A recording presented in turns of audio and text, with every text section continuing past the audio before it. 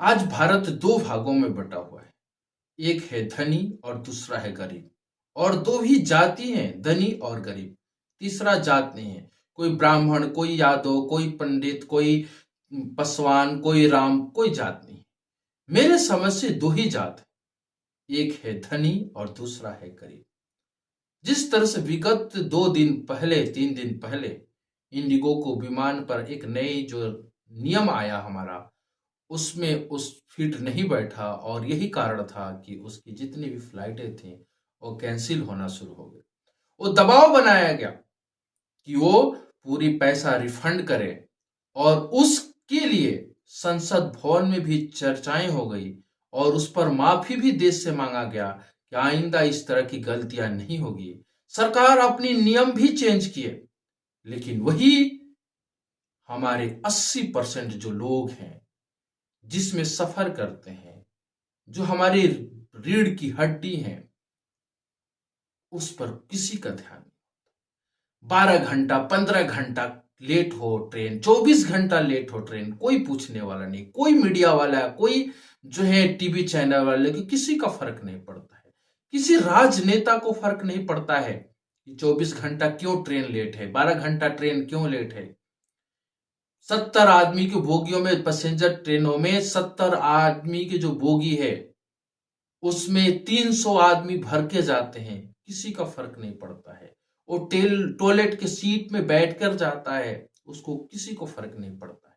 लेकिन कहीं वो एक दिन जो अगर फ्लाइट लेट हो जाता है तो अंतरराष्ट्रीय न्यूज बन जाता है। ये है दूसरा भारत। ये है भारत में दो जातियां। आप बेकार की ये छोटे छोटे जातों में बटे हुए हैं कि आप राजपूत हो, आप ब्राह्मण हो, आप पासवान हो, आप ये हो, आप ये हो, आप मुस्लिम हो। बस भारत में दो ही जाति है, एक गरीब और एक अमीर। देखो जैसे 3 दिन में ही कैसे संसद भवन में जो है चर्चाएं शुरू हो गई इसको लेकर, और अपना नियम कैसे बदला गया। वही ट्रेन आज आजादी के 79 ईयर्स हो गया, लेकिन कोई खास बदलाव नहीं है।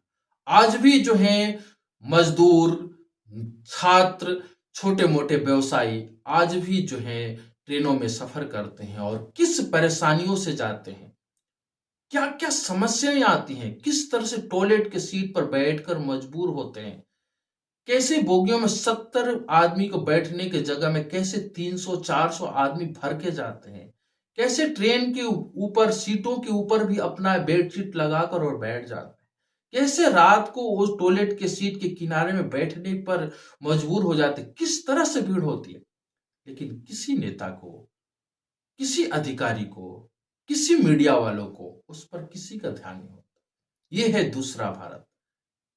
यह है गरीबों का भारत। अमीरों का भारत वो था जो महज 2 दिन डिस्टर्ब रहा फ्लाइट तो वो संसद भवन तक चर्चा चली गई। लेकिन ये आज भी भारत दूसरा भारत है, उस पर किसी का ध्यान नहीं। लाखों करोड़ों हर साल बजट बनती हैं, लेकिन कभी ये बजट नहीं बनता है कि ट्रेनों में जो है कम से कम स्लीपर बोगियां अधिक बढ़ाया जाए। बचपन में हम लोग भी अगर ट्रेन में सफर करते थे तो अधिक से अधिक स्लीपर बोगियां हुआ करती थी। S1 S2 से लेकर 15 तक जो है था वो स्लीपर बोगियां हुआ करते थे। लेकिन आज धीरे धीरे वो घटकर अधिक से अधिक एसी बोगी हुआ करते थे, जो कि कौन रहता है एसी में, नेता और बड़े बड़े बिजनेसमैन रहते। साधारण आदमी आज भी स्लीपर क्लास में और जनरल क्लास में ही जाते हैं, और 70 के जगह में लगभग 300 200 250 लोग भर के जाते हैं। लेकिन सरकार को कभी ध्यान नहीं है उस पर। यह है दूसरा भारत। करोड़ों करोड़ों हर साल बजट पास होता है, लेकिन वो बजट किस में जाता है, वंदे भारत ट्रेनों में ना, बुलेट ट्रेन में। लेकिन आज भी सामान्य परिवार के लिए, छात्रों के लिए, छोटे मोटे व्यवसाय के लिए, किसानों के लिए, जो किसान अपने फसल को पहुंचाते हैं, फल को पहुंचाते हैं, छोटे छोटे नौकरी पेशा वाले लोग आज भी ट्रेन से सफर करते हैं। आज भी भारत में 2 करोड़ लोग हर दिन सफर करते हैं ट्रेनों में, लेकिन उस पर सरकार की विशेष ध्यान नहीं होती। लेकिन वो 5% वालों पर विशेष ध्यान होती है। 5% वालों के थोड़ी सी लेट हो जाती है तो संसद भवन तक चर्चाएं होती है। तो मेरा कहने का तात्पर्य यह था कि आज भारत दो भागों में बटा हुआ है, एक अमीर और दूसरा गरीब। गरीबी को कोई नहीं देखता है। कभी भी एक जो नेता है, राजनेता है, कभी भी वो स्लीपर क्लास में और थर्ड एसी में सफर नहीं करता है, क्योंकि उसको पता नहीं है कि क्या दर्द होता है। वो तो फ्लाइट में जाता है, इसलिए उस पर चर्चा करता है। तो आप हम सबको इस बात को मूल्यांकन करने की जरूरत है कि हमारा भारत दो भागों में बटा हुआ है। हमें अपनी चेतनाओं को जगाना पड़ेगा, क्योंकि उनकी स्वाभिमान खत्म हो चुका है नेताओं को। उनको तो हर कुछ में वोट बैंक दिखता है। कैसे आपको बस भाषणों में, कैसे अपने अच्छे अच्छे गानों में कैसे आपको लुभाया जाए, कैसे आपको वोट लिया जाए। सिर्फ आप वोट बैंक हैं, आप नेताओं को सुविधा के लिए आप नहीं है।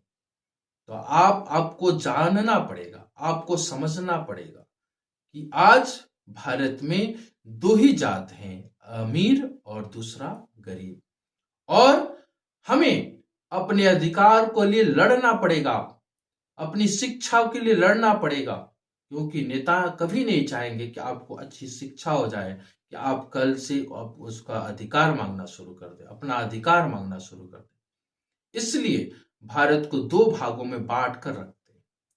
जितना अंग्रेज नहीं भारत को लूटते, उससे कहीं अधिक आज के राजनेताओं ने तरह तरह के अपने बातों में अपनी आम जनता को लूटते, अपने लिए व्यवस्थाएं बनाते हैं।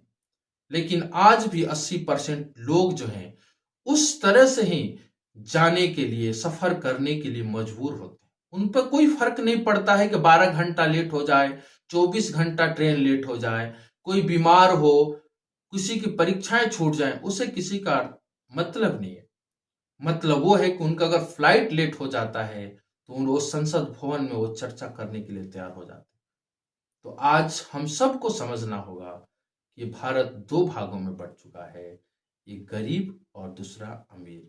जिसके पास पैसा है उसके पास जो है सुविधाएं हैं, आपके पास पैसा नहीं है तो आपके पास कोई सुविधा नहीं है।